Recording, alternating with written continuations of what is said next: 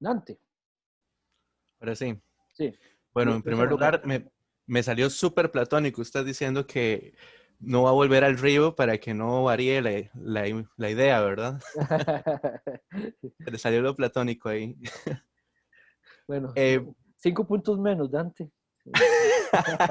Porque yo no soy platónico, pero no importa, pues, adelante. profe, con respecto a, vamos a ver, releyendo los fragmentos, había una parte, el fragmento 3360, dice camino arriba, camino abajo, uno y el mismo. Sí. Entonces me hace pensar como que hay una especie de unidad o de lo uno a partir de Heráclito. Entonces me surgía la idea, si existe esta unidad o esto uno, ¿cómo conciliaría el cambio con esta supuesta unidad? Ok, perfecto.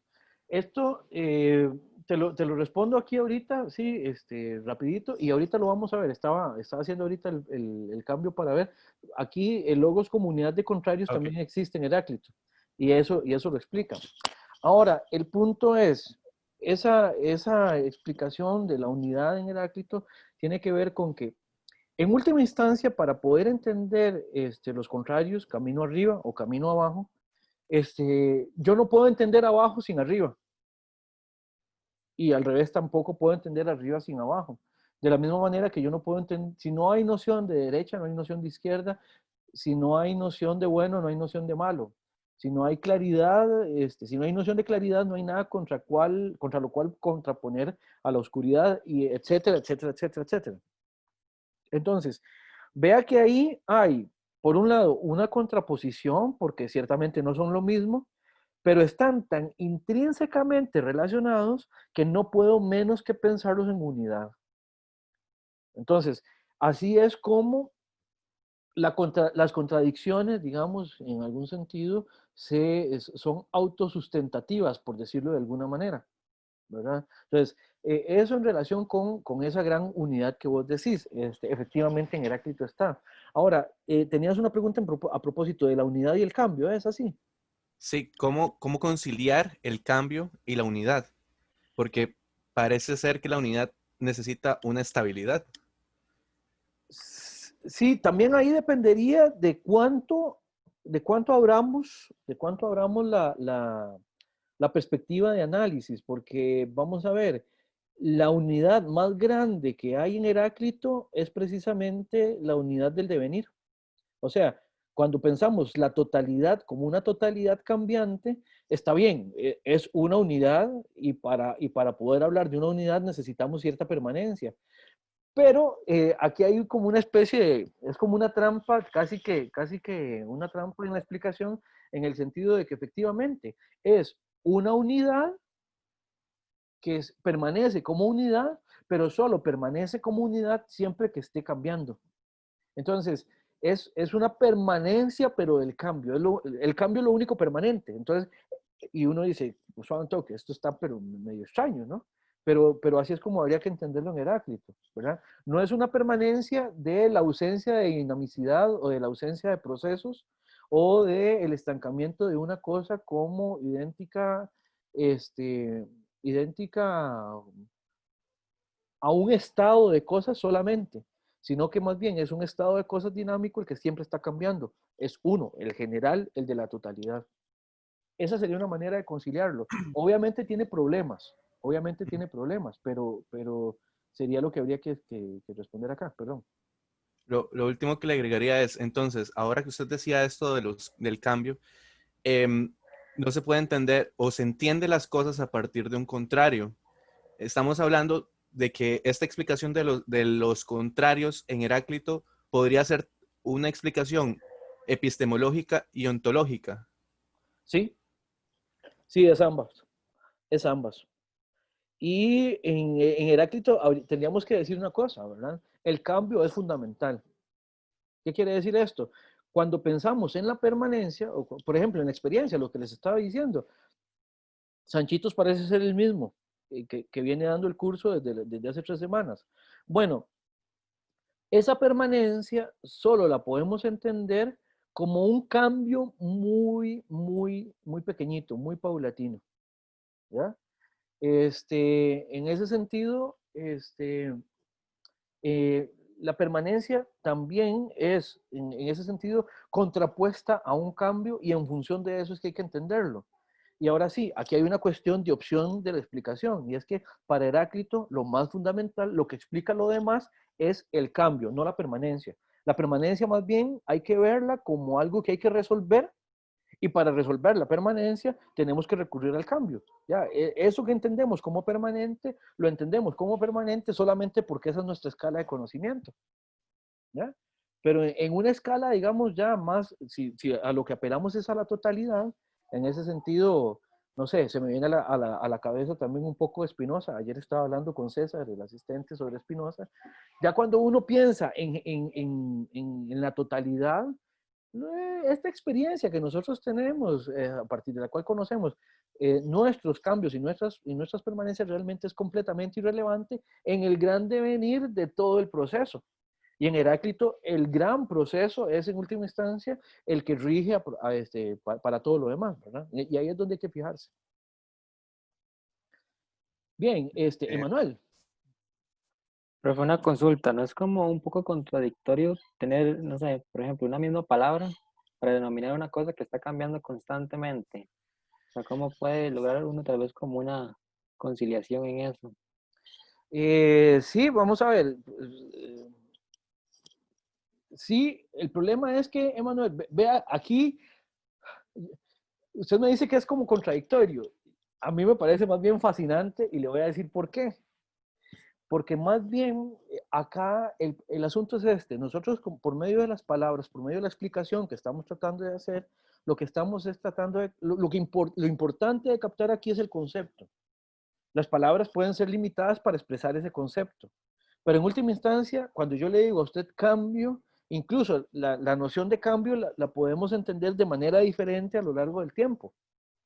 Ya, puede que lo que significa cambio para nosotros no es lo mismo que lo que significaba cambio para Heráclito. Sin embargo, el concepto que está detrás, el concepto que está tratando de explicar Heráclito es el de esa dinámica, de ese dinámico proceso que ocurre a lo largo o con en relación con todas las cosas. Ese concepto es el que hay que atender, ¿verdad? Y Heráclito le llama como logos. ¿Por qué?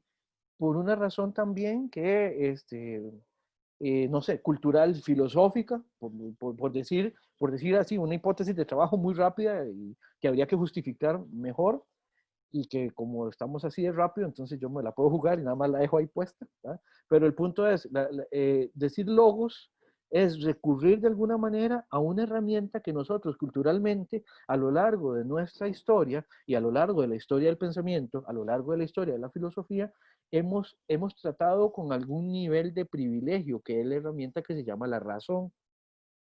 El logos, recuerde, también es la razón, el entendimiento que nosotros tenemos para entender las cosas. Entonces, es la opción por la cual Heráclito se decanta. Es contradictorio en el sentido de que este, es polisémico, tiene muchos significados, algunos de ellos no pueden estar presentes al mismo tiempo, si le creemos al principio de no contradicción, pero esa plurisemia, esa polifonía de significados que tienen las palabras, lo que nos permite es abrir el abanico explicativo en el caso de Heráclito. Y lo que tenemos que hacer es entender qué es lo que significa ese cambio en cada uno de los entornos de explicación posible. Ese proceso de clarificación, eso sí depende de nosotros y requiere algún esfuerzo. Y Heráclito lo entiende así, requiere algún esfuerzo. ¿Por qué? Porque todos tenemos razón, todos tenemos logos, pero el logos, digamos, como proceso, como regla general, se nos oculta, se nos oculta. Entonces, es contradictorio. Yo lo que le diría es que sí, es que es complejo, es muy complejo. ¿Por qué? Porque el concepto, que es el que estamos tratando de rastrear, es el concepto de cambio, el concepto de dinamicidad que es elusivo. Y por eso es que esta contradicción está tan a flor de piel. ¿Emanuel? ¿Emanuel? Sí, sí, gracias, Ah, profe. ok, sigo yo, se Profe, fue. yo tengo como una duda. Adelante, por favor. Entonces, digamos, en ese sentido ontológico, sobre, digamos, y yo me llamo Sebastián, ¿verdad? Pero, por ejemplo, pero yo estoy en constante cambio, Sí. en un sentido ontológico, pese a que yo siempre estoy cambiando y mi nombre va a definir, digamos, en ese sentido, lo que soy como una totalidad a pesar del cambio. Vamos a ver, aquí habría que ver qué significa, habría que ver qué significa que tu nombre explique lo que vos sos, digamos, los nombres son etiquetas.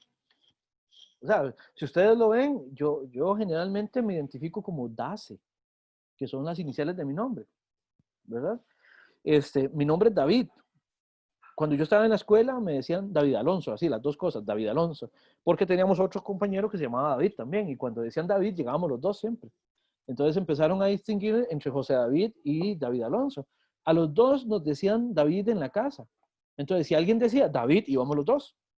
Pero entonces, cuando la gente se dio cuenta de eso y cuando ya estaban hartos de que siempre llegáramos los dos ahí, empezaron a distinguirlos entre José David y David Alonso. Pero el nombre realmente no es tan relevante. Lo que importa, digamos, por ejemplo, en la explicación ontológica es cuáles son los conceptos mediante los cuales podemos explicar lo que las cosas son. En este caso, desde el punto de vista ontológico, Sebastián, aquí de lo que se trata es de entender lo que usted es y poder conocer lo que usted es, a pesar de que usted ha cambiado. Usted ha crecido desde que nació, usted, no sé, ahorita, no sé, tendrá algún tamaño, alguna estatura, algún peso, que no han sido los pesos, el peso, el tamaño y la estatura que ha tenido siempre. Pero independientemente de eso, a usted lo podemos entender, incluso quienes lo conocemos hasta este curso, quienes no lo conocimos hasta este curso, podemos incluso entender cuáles son más o menos los procesos por los cuales usted ya ha pasado. Usted nació, pasó por infancia, pasó por adolescencia y ahorita está en la universidad. ¿Ve? Ese tipo de conceptualizar cosas es lo que es importante a la hora de conocer lo que las cosas son. El nombre es una etiqueta y no es tan relevante, digamos, como para definir lo que las cosas son, porque los nombres siempre dependen, vamos a ver, los nombres como tales dependen del entendimiento que se los adjudica.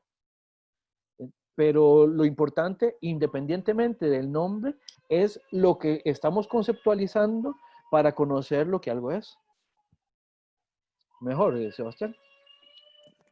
Gracias. Perfecto. ¿Alguna otra pregunta? Yo tengo una, profe. Por favor. Para Heráclito, ¿el cambio es cambio y el tiempo es tiempo? ¿O yo puedo interpretar el cambio como tiempo? Qué buena pregunta, Yamil. ¿Usted qué estudia? Enseñanza. De la filosofía. Sí, señor. Ah, ok, perfecto.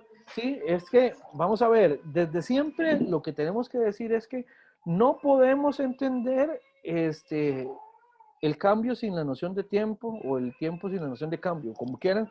Ahí, en diferentes explicaciones, las posibles relaciones pueden verse de una o de otra manera. Pero nosotros no podemos hablar de tiempo sino como la expresión del cambio en los estados de cosas. O no podemos tampoco traer a colación el cambio en los estados de cosas sin pensar en momentos distintos entre sí. Si todo fuera un único momento, pues las cosas no cambiarían. Y si las cosas no cambian, entonces tampoco tendría sentido que no podríamos pensar realmente en momentos distintos y sucesivos entre sí. Entonces, cambio y tiempo en Heráclito son lo mismo. Yo diría que no. Yo diría que no son lo mismo, pero sí hay una dependencia muy estrecha, en este caso, del tiempo en relación con el cambio. Recuerden que el cambio para Heráclito es lo más fundamental. Y en última instancia, el tiempo tiene que ver también con cómo conocemos. En el sentido de que nosotros que no conocemos más que de esta manera, limitada, etcétera, etcétera, bueno, nosotros tenemos un conocimiento temporal de las cosas.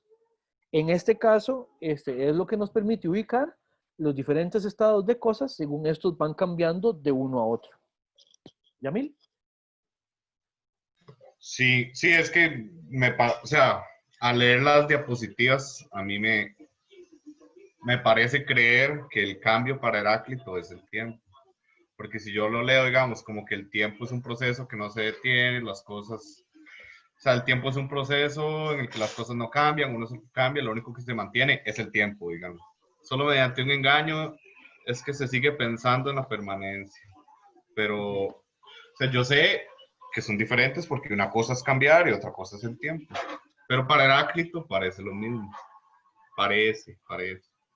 Como le digo, están muy relacionados entre sí, son muy cercanos entre sí, pero efectivamente no se identifican, no se identifican. Y de nuevo, en Heráclito el cambio es el que es más, el que es más fundamental, luego el tiempo es dependiente de él. Vamos a ver, Yamil, ahora ya me estás haciendo pensar en una hipótesis de trabajo. Uno podría ir a rastrear fragmento por fragmento para ver en los fragmentos a dónde es que uno puede interpretar tiempo, cómo es la noción, cuál es la noción de tiempo en Heráclito, y ahí tendríamos ya un primer punto como para hacer una investigación. Digo, te lo dejo ahí por aquello de que estés llevando algún otro curso en el que una investigación como esa te pudiera servir. ¿Qué es tiempo en Heráclito? ¿Qué es tiempo en Heráclito y cómo se relaciona con el cambio? Sería un trabajo interesantísimo. Bueno, listo, profe, gracias por aclararme la duda. Perfecto, con mucho gusto. Tengo las 11:50. Hacemos la pausa, la pausa didáctico-pedagógica, etcétera, etcétera.